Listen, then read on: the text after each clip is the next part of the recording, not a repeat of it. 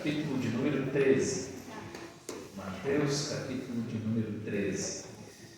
Fico feliz, acho que nós temos mais gente hoje do que quarta-feira passada. Isso é muito bom. Isso é muito bom. Mas enquanto você abre a sua Bíblia aí em Mateus 13, obrigado, cara. Eu ia pedir a água mesmo.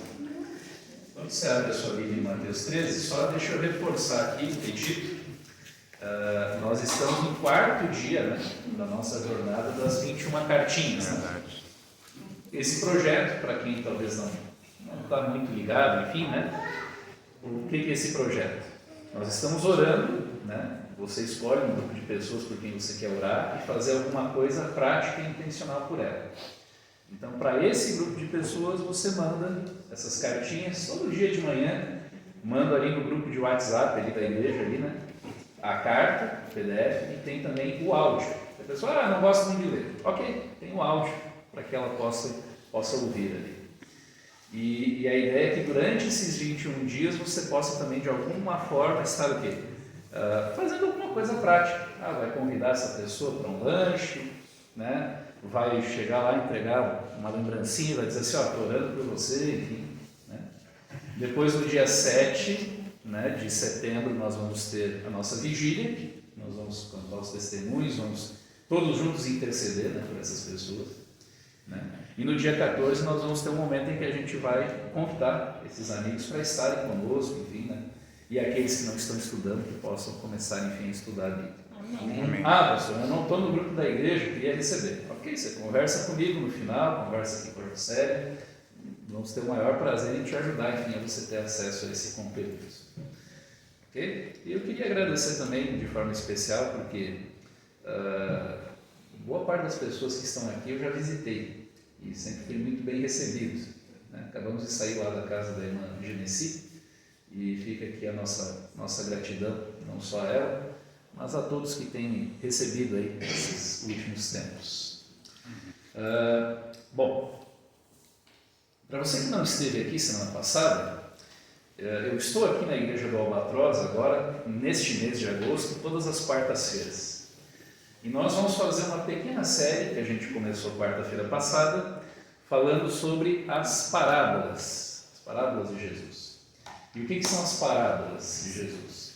São histórias com lições, enfim, que tinha a ver com questões do dia a dia das pessoas, do povo de Israel, mas com lições preciosas para você e para mim. Na semana passada, a gente viu sobre a parábola do semeador e a gente descobriu, enfim, entendeu que para Jesus a diferença entre nós se baseia basicamente no quê? No som. Na minha reação ao poder ouvir a palavra. A palavra de alguma forma vai chegar em todo mundo. Você que está aqui, enfim, a palavra de alguma forma chegou até você. Mas qual é a sua reação diante da palavra? Eu posso simplesmente, com meus preconceitos, rejeitar. Eu posso até ficar feliz, opa, beleza, é isso que eu quero. Mas não perseverar, que é o solo, né, rochoso. Eu posso também receber, enfim, perseverar, só que ao mesmo tempo eu tenho outras coisas que ficam ali concorrendo, né, no meu coração. E aí tem situações, né, uma vez, uns anos atrás, eu como pastor fui chamado, enfim, para visitar um irmão da igreja na antevéspera do Natal. Já era minhas férias, mas quando me falaram, olha pastor, tem que visitar o fulano. Tá, mas por quê? O que aconteceu? Não, é que o fulano tem um problema bem sério, enfim, quebrou lá o 7º mandamento, tal situação. E o sujeito tinha uma posição na igreja. Ou seja, ok, eu sou de Jesus, ok, tudo certo, mas esse é um caso de uma pessoa que ficou o quê? Deixou concorrendo outras coisas. Não colocou Deus como sua prioridade, que é o solo no meio dos espinhos. E o último, né, que é o mais importante, e é o que Deus espera de todos nós, que a gente seja o quê? A boa terra. Que vai receber a semente da palavra, ela vai crescer, vai germinar, vai crescer e vai frutificar. Agora, como é que faz para sair de um tipo de solo para o outro? Depende só de você querer.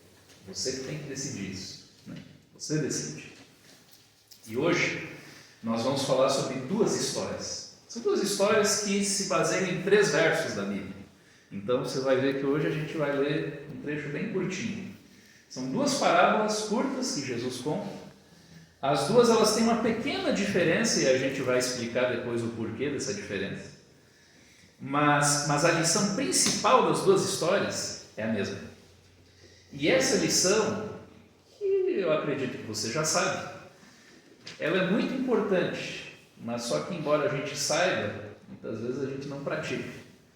E é isso que eu queria levar você a refletir hoje. Mateus capítulo 13, nós vamos ler aí a partir do verso de número 44. Na minha Bíblia tem até um título aí no verso 44, né? A parábola do tesouro escondido. Quem pode ler para nós aí, Mateus 13, verso 44. O reino dos céus é semelhante a um tesouro escondido no campo, que um homem achou e escondeu. Então, transbordante de alegria, vai, vende tudo o que tem e compra aquele campo. Essa é a primeira história. Se a gente reclama muitas vezes da segurança pública, né, em nossos tempos, no tempo de Jesus, isso era muito pior. Naquele tempo, só existia um jeito de você ficar um pouquinho mais seguro, em termos assim de segurança, né? Hoje as nossas casas, né, tem cerca, tem alarme, tem um monte de coisa. Naquele tempo, o sinônimo de segurança era o quê? Cidades muradas.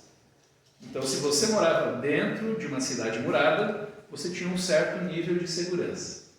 Mas se você morava assim, era uma propriedade rural, morava num local que não tinha muros ao redor, a chance de você ser atacado por bandidos, né, por caravanas e saqueadores, era muito grande. E é por isso que um hábito bem comum daqueles tempos era o quê? Não tinha banco, né? Não tinha Pix, não tinha cartão naquele tempo. Então, o que as pessoas faziam para guardar, enfim, os seus pertences? Enterravam. Era bem comum, enfim, a pessoa, né? Se tinha algum dinheiro ali na poupança, alguma coisa ali sobrando, o que a pessoa fazia? Enterrava, né? E guardava ali, que daí o bandido vai chegar, enfim, não sabe onde é que está, ok? Entrega alguma coisinha ali, né? E, né? Vai preservar a maior parte da riqueza. Só que o que acontecia era que muitas vezes esses bandidos vinham, eles não só roubavam o que aparecia, mas eles matavam a família. E por isso que muitas vezes esse, vamos dizer assim, esse tesouro, né? Esses bens, enfim, que foram enterrados, ninguém mais sabia do paradeiro deles. E é por isso que essa cena que Jesus conta, de um sujeito que estava, enfim, né, preparando o campo, né? Porque no caso aqui, né, quando diz ali um tesouro oculto no campo, qual certo homem tendo achado escondeu, é no sentido do seguinte: o sujeito estava arando a terra. No original é isso. O sujeito estava arando a terra, preparando a terra, enfim, né? E quando de repente bateu o arado assim, pá, mas peraí, o que tem aqui? Um tesouro. Isso era uma cena comum da Palestina nos dias de Jesus. E é interessante que é dito no final, né, que ele vai vender tudo que tem para comprar esse campo, porque daí então ele compra o campo, dentro do campo tem o tesouro, né, daí ele fica com aquele bem. Guarde bem essa expressão, né, do vender tudo que tem. Isso vai aparecer agora na nossa segunda história. Quem lê para nós aí Mateus 13, verso 45 e 46, por gentileza. O reino dos céus é também semelhante a um que negocia e procura boas pérolas, e tendo achado uma pérola de grande valor, vende tudo que possui e a compra. Olha só. Hoje você tem sistemas, né? Existem criatórios, né? de ostras, enfim, em que o pessoal de forma ali, enfim, insere algum material, enfim, alguma coisa pequenininha, enfim, dentro da ostra, porque você sabe que a pérola, ela é o quê? É algo que, alguma sujeira, alguma coisa que entrou dentro da ostra, e a ostra precisa lidar com aquilo ali. Então o que ela faz? Ela cria aquela casca ali, né? Enfim, que se torna pérola. Então hoje existem até ostras que são criadas justamente para fazer isso, para produzir pérolas. Mas mesmo assim, a pérola ainda continua sendo uma coisa cara, né? Se você for ver o que custa um colar de pérolas, se são pérolas genuínas, não é barato. No tempo de Jesus, isso era mais caro ainda. Por quê? Porque no tempo de Jesus você não tinha criação de ostras, né? O sujeito tinha que basicamente era o quê? Mergulhar, né? Ir na beira da praia, enfim, se fosse o caso, ir um pouco mais dentro, enfim, do mar, né? Nadar até achar a ostra e nem sempre tinha a pérola ali, então às vezes o sujeito ficava muito e muito tempo, às vezes passava uma vida inteira procurando uma pérola, porque se ele encontrasse uma pérola perfeitinha, porque não sei se você sabia, mas muitas vezes as ostras produzem o que é a mesma substância da pérola, mas num formato assim irregular, né? Mas se ele encontrava uma pérola redondinha, opa, aquilo ali valia uma fortuna. E é por isso que o sujeito aí ele vai à procura de boas pérolas, tenta achar, procura, até que ele acha. E quando ele acha essa boa pérola, no caso, ao que tudo indica pelo que ele está mencionando, ele está no mercado procurando essas pérolas. E obviamente, assim como existe no tempo de hoje, né? No passado também tinha as falsificações, né? Então o sujeito está ali, né, procurando para saber qual que é a pérola verdadeira, e quando ele encontra uma pérola verdadeira, opa, quanto é que custa? Tudo que o sujeito tem. E é por isso que, assim como o sujeito da parábola anterior que teve que vender tudo que tem para ficar com o campo, e aí ter o tesouro, esse também vai ter que vender tudo que tem para poder ficar com a pérola verdadeira. Essa é uma semelhança dessa história, dessas duas histórias. Mas é importante a gente notar que tem uma diferença aí, e aí eu já explico o porquê. Você notou que tanto no verso 44 quanto no verso 45, essas duas histórias começam com aquela expressão, né? O reino dos céus é semelhante a... Como boa parte das parábolas de Jesus começam assim. Então, Jesus ele quer ilustrar uma realidade do reino dos céus aqui. Tanto o tesouro escondido que o sujeito encontrou, como a pérola de grande valor, representam o quê? A vida em Jesus, conhecer Jesus como Salvador. E no caso aqui tem uma diferença, e eu sei que aqui tem esses dois grupos aqui. Um grupo de pessoas é que nem o sujeito que estava lá trabalhando, arando a terra, e de repente achou o tesouro. Tem pessoas que não estavam, por exemplo, procurando Jesus, não estavam procurando trocar de igreja, não estavam procurando, enfim, estou procurando, estou escavando a verdade, estou buscando. Não, o sujeito simplesmente está vivendo a sua vida, quando de repente surgiu alguma coisa, alguma situação e opa, ele foi confrontado com a palavra. Esse foi o meu caso. Foi mencionado, enfim, para minha mãe sobre a existência de um colégio, que era o IACS, um internato em Taquara. E aí essa senhora que era membro da igreja disse então para minha mãe assim, olha, por que você não tenta fazer com que o seu filho ganhe uma bolsa de estudos lá no colégio? Né? Falou, pois é, mas como é que eu faço? Então, quem sabe você vai lá no culto no domingo à noite, enfim, o pastor da nossa igreja vai estar lá, e aí você já aproveita e conversa com ele. Mas claro que a intenção dela era o quê? Que a gente fosse no culto. E aí a minha mãe me falou, eu disse assim, não, vamos lá, né? Então você vai comigo. E quem disse que eu queria ir? Eu não queria, né? Esses negócios de crente, né? Enfim, era o que a gente falava, né? Os crentes.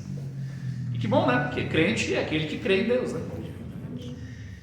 E só que funcionava assim, na cidade, né, onde a gente morava, a igreja na época, ela funcionava fora dos limites da cidade. Ela foi uma igreja que foi fundada em 1949 por um comportor, e ela ficava no alto de uma colina. Eu digo ficava porque hoje ela foi transferida para dentro da cidade, está no perímetro urbano. Mas na época, enfim, ela ficava no alto de uma colina rodeada, enfim, de plantações de soja. Então, o que acontecia? Em programações assim, tinha um senhor, enfim, que era membro da igreja, que tinha ônibus, ele passava, enfim, em determinados pontos da cidade, reunia, enfim, os irmãos que não tinham carro e tal, e levava para a igreja. E a gente soube que um desses pontos era na frente do ginásio de esportes do nosso vilarejo. E lá vou eu e a minha mãe, né? Mas eu, assim, louco para dar uma desculpa, né? Não queria ir. Até que, de repente, eu percebi que estavam esperando também o ônibus algumas moças bonitas. Né? Essa história eu posso contar para vocês porque a Clarissa já sabe. Mas, e justamente como eu vi que elas estavam indo para a igreja, eu decidi ir também. Ou seja, foi pelo motivo, um dos mais errados que tem, né? A gente não vai na igreja pelas pessoas. Mas foi ali, naquele culto, naquele domingo à noite, que aí eu comecei a me interessar e entender que realmente existia algo especial ali. E comecei então a estudar a Bíblia. Mas era que nem esse sujeito. Ele não estava assim, vou procurar o tesouro aqui. Não, ele estava dando a terra. Quando de repente bateu ali, opa, achei. Era o meu caso. Eu não estava assim procurando, nossa, eu quero entender a verdade da Bíblia. Não. Deus foi, enfim, mostrou de tal forma que, opa, agora sim. Muitas pessoas são desse perfil. Mas tem outros, e eu sei que esse perfil também existe aqui, que nem da parábola da pérola. O sujeito está lá procurando, procura e vai, opa, essa aqui não, essa aqui não, essa aqui não. Essa sim. E eu sei que tem pessoas aqui que talvez já andaram por várias denominações religiosas. Já andaram por tudo quanto é lugar. Procuraram, enfim, foram atrás e viram situações, né, tal, até que, não, eu quero entender, conhecer a verdade, até que de alguma forma, ou pela Novo Tempo, ou através do conselho de um amigo, através de alguém, você conseguiu chegar ao estudo da Bíblia propriamente dita, e hoje você está aqui. Amém. Então eu sei que tem esses dois grupos. A única diferença entre as duas histórias é essa. Um grupo, de repente, está seguindo a sua vida, quando de repente ele é o quê? Confrontado com a palavra. E outro grupo está atrás, quer procurar. Está indo atrás, quando de repente acha. Mas as duas histórias, elas têm, a mensagem central é a mesma. E eu repito o que eu disse antes. Você percebeu ali que aparece nas duas histórias a expressão, né? Vender tudo o que tem. O sujeito que encontra o tesouro, o que ele faz? Ele vende tudo o que tem para ficar com o tesouro. O outro que acha a pérola, vende tudo o que tem para ficar com a pérola. E lembre-se que no início de cada parábola aparece a expressão: o reino dos céus é semelhante a... Se a pérola e se o tesouro representam a vida com Jesus, né, a riqueza que existe quando eu vivo com Jesus, quando eu aceito Jesus, o que Jesus quer nos ensinar com isso? Ele quer nos ensinar o seguinte, irmãos, que se você quer aceitar e quer viver com Jesus, viver com Jesus tem um preço. E qual é o preço? Tudo que você tem. E antes que você pense que eu sou um mercador da fé, né? Para dizer assim, irmãos, hoje às 9, às 12, às 15 e especialmente às 19h30, venha passar pelo corredor dos 300 de Gideão, venha receber, né, a água do Rio Jordão, venha ser ungido com o mesmo óleo que ungiu o rei Davi. Mas claro que você tem que entregar um sacrifício em dinheiro, né?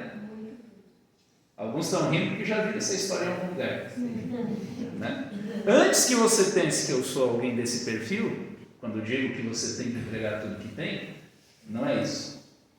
Quando eu digo que você tem que entregar tudo que tem, é que a sua vida, os seus desejos, os seus sonhos, os seus projetos, tudo isso tem que estar onde? Tem que estar no altar de Deus. Tem que estar nas mãos de Deus.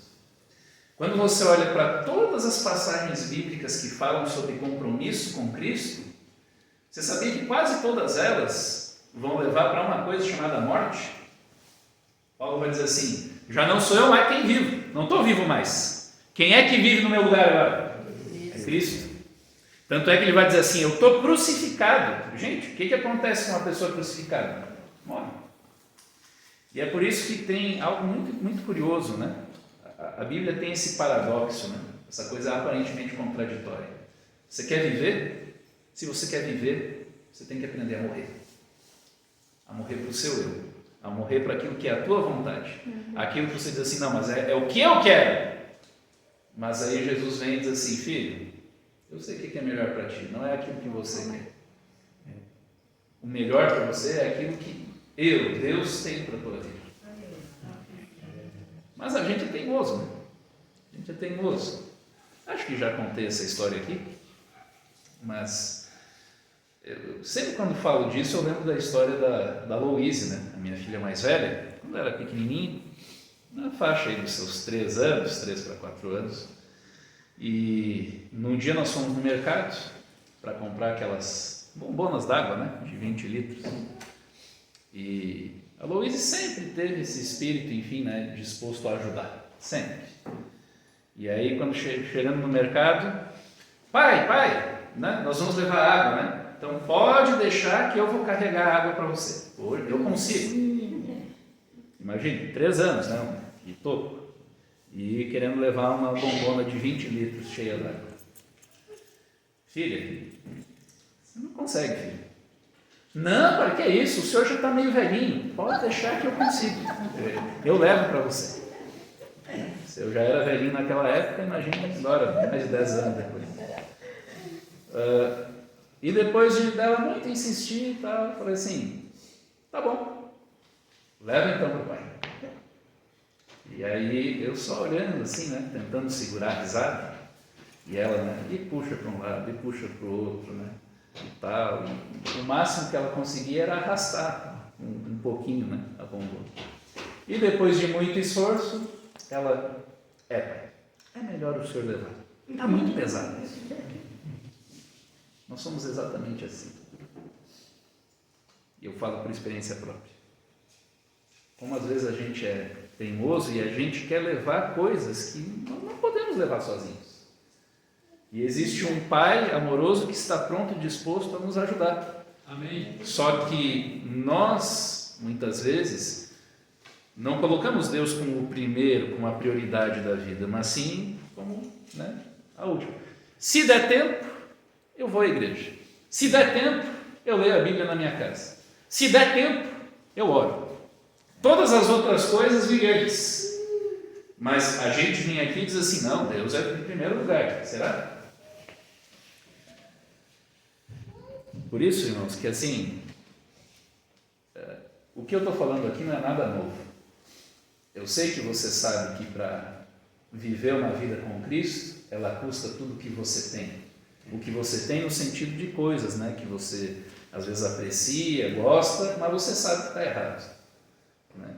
De entregar realmente os seus desejos nas mãos de Deus. Eu sei que você sabe disso, assim como eu também sei. Só que o nosso desafio não é saber, o nosso desafio é fazer aquilo que é certo. Hoje as pessoas conhecem, enfim, falam muito. Muitas pessoas às vezes vêm para mim assim, acontece em outros lugares do planeta, da pessoa assim, pastor, o que eu faço? Eu tenho essa situação, assim, e tal. E eu digo assim, amigo, se é isso que você está falando, eu vou orar não para que você saiba o que você tem que fazer, você já sabe. Você precisa só ter coragem para fazer aquilo que é o certo a fazer. Uns anos atrás, enfim, conversando com um menino, claramente o menino tinha a vocação e Deus chamou ele para ser pastor.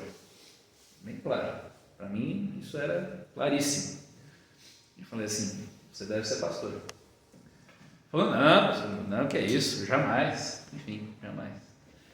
E aí, depois de alguns anos, o sujeito, pois é, pastor, eu estou aqui, enfim, mas parece que nada na minha vida dá certo, e eu estou lutando aqui, remando, enfim, mas parece que, porque você sabe onde é que você tem que ir. Você tem que ir lá fazer teologia. Tá? Não, pastor, isso eu não vou fazer não, eu vou ficar lutando. Tá bom, então vai se batendo aí, quem sabe um dia você aprende. Que nós seres humanos somos assim. A questão não é saber o que devo fazer, Mas eu ter coragem para dizer assim, Deus, ok, é isso que o Senhor quer para mim? Um dia, depois de alguns anos, enfim, Deus chamando a minha atenção, foi o que aconteceu comigo em relação à teologia. Mas não é fácil. Assim como pode ser para qualquer outra coisa da sua vida. Você quer um exemplo disso? E eu já vou ir para o final, porque a mensagem hoje é bem curta e bem direta, é bem isso aí. Né? Você vê, as histórias são curtas, mas a mensagem, o que essa parábola tem para ensinar, as duas parábolas, é algo preciosíssimo, preciosíssimo. Acho que até contei já parte dessa história aqui também. Depois que eu me batizei, enfim, eu fui para a colportagem, fiquei 2 meses, enfim, colportando, vendendo livros, né, de porta em porta, e depois eu fui para o IACS, para o internato. Fiquei 1 ano lá. No final daquele ano, orando, enfim, convidado por um amigo, esse amigo hoje também é pastor, decidi então ir colportar lá no interior do Paraná. Colportei numa região próxima, enfim, à colônia de holandeses, interior de uma cidade chamada Arapoti. E era legal, enfim, porque a gente pegava emprestado bicicleta dos irmãos e ficava andando nas estradas de terra, né? Ia de fazenda em fazenda. Uma experiência bem interessante. Só que o que aconteceu? Deu esse tempo da colportagem, tive essa experiência que foi muito boa, mas eu tinha que pagar um valor, né, para voltar para o colégio. Embora tivesse a bolsa, enfim, mas tinha um valor que eu devia, enfim, para voltar para o colégio. E, ao retornar, não consegui esse valor. Eu como vendedor, sou um excelente pastor. Então, na colportagem, assim, para vender é só pela misericórdia de Deus mesmo. Já colportei muitas vezes, mas em termos de finanças, só 2 vezes consegui, enfim, os valores, enfim, para me manter no semestre. As outras foi sempre providências divinas. E assim como a colportagem era, né, mas, vamos dizer assim, essas outras vezes, né, que não consegui os valores, vamos dizer assim, a coisa foi mais aparente, né, mais direta, assim, a intervenção de Deus. Bom, e aí eu voltei para o colégio. Na época, o tesoureiro, enfim, tentei negociar com o tesoureiro, ele disse, não, você tem que pagar esse valor para você entrar. E eu não tinha o valor. E aí falei, bom, então, né, não vou poder continuar estudando aqui no internato. E fui para a casa da minha irmã. Eu tinha uma irmã que na época, hoje não mora mais nesse local, mas na época ela morava mais ou menos a uns 20 quilômetros do internato. E a minha mãe foi até ali. E esse, posso dizer para você que foi um dos dias mais difíceis da minha vida. Por quê? Porque eu comecei a ouvir tudo que você imaginar de xingamento. Você é um louco, você é um fanático, fizeram uma lavagem cerebral em você. O que você foi fazer, enfim, de vender livro lá, enfim, lá no interior do Paraná? O que é isso e tal, enfim. E aí a mãe me disse o seguinte, bom, você vai voltar para casa, né? Ok, você vai voltar para casa, você vai trabalhar. Eu falei, é lógico, eu já trabalhava antes, porque não trabalharei agora. Não, você não entendeu. Você vai trabalhar, mas trabalhar no emprego que você trabalha no sábado e pela manhã ainda. Não quero adventista fanático na minha casa. E isso era de noite. Ela disse assim, você tem essa noite para você decidir, enfim. Amanhã nós vamos, tá? E aquela noite foi uma das noites mais desafiadoras da minha vida. Sabe por quê? Não porque eu não soubesse o que eu devia fazer. Eu sabia claramente o que é certo. Eu já cantava, e essa música que nós cantamos como hino inicial é uma das minhas preferidas. 1000 vezes prefiro o meu Jesus. Né? Vou servi-lo até o fim. Eu sabia disso. Eu já conhecia isso. Mas o problema é quando seguir a Jesus custa que você tem. Aí o calo aperta. Quando seguir a Jesus custa um preço alto. Hoje ok, viva a minha vida, ok, beleza, confortável, ótimo. Mas quando seguir a Jesus custa muito, aí a gente vê do que nós somos formados. Por isso que aquela noite eu praticamente não dormi. E no dia seguinte, eu dei uma justificativa para minha mãe de que eu ia no colégio pegar minhas roupas, mas o meu plano era pegar realmente as minhas roupas no colégio e não voltar mais. Eu iria para o centro de Porto Alegre e sei lá o que aconteceria. Eu não ia voltar para casa daquele jeito. Quando estava entrando no colégio para pegar as minhas últimas coisas, no momento que eu estou entrando, vem no sentido oposto o diretor, na época, o pastor Wesley Zukovski. Alguns com certeza aqui devem ter ouvido falar dele. E o pastor Wesley, do jeitão dele, né? E aí, Luiz, tudo bem? Você vai estudar conosco esse ano? Eu falei, não, pastor, não posso. Né? Tem esse problema. Ele falou assim, não, pastor. Ele falou para mim, né? Não, mas fica tranquilo, vamos dar um jeito. Eu não vou contar assim mais detalhes da história, até porque alguns também não lembram, mas resumindo, o pastor Wesley conversou com minha família, enfim, fez todo o possível para que eu continuasse estudando no colégio, e eu estudei aquele ano ali. Foi realmente um verdadeiro milagre, mas a questão é, talvez isso não tivesse acontecido se eu não tivesse me decidido em fazer aquilo que é o certo. Por isso, irmãos, eu sei que você sabe que seguir a Jesus tem um preço. Pague por ele. Pague por ele. Porque qualquer preço que você pagar não é nada comparado, primeiro, com a vida eterna que você tem, vai ter com Cristo, e segundo, não é nada comparado a tudo aquilo que você vai deixar. Até hoje eu tenho uma prima que não conhece a igreja adventista. Por quê? Porque ela disse para mim, dias antes do meu batismo, falou assim, pois é, Luiz, eu gostaria muito de ir na igreja, mas lá na igreja, né, o pessoal vai dizer que eu tenho que parar de tomar cerveja, né? E aí eu gosto tanto da minha cervejinha. Valores, né? O que é mais importante? É cerveja? Pois é, eu gosto tanto. Pois é, mas tem o trabalho, né? Não pode trabalhar no sábado, tem isso, tem aquilo. Não foi a igreja que criou isso. Foi Deus, está lá, está escrito. Sejamos fiéis àquilo que Deus nos chama para servir. Amém. E a história de Jesus é essa. Você quer seguir? Ótimo, siga. Mas entenda, tem um preço a ser pago. E esse preço é alto. Vai mexer justamente naquilo que precisa ser mexido em você.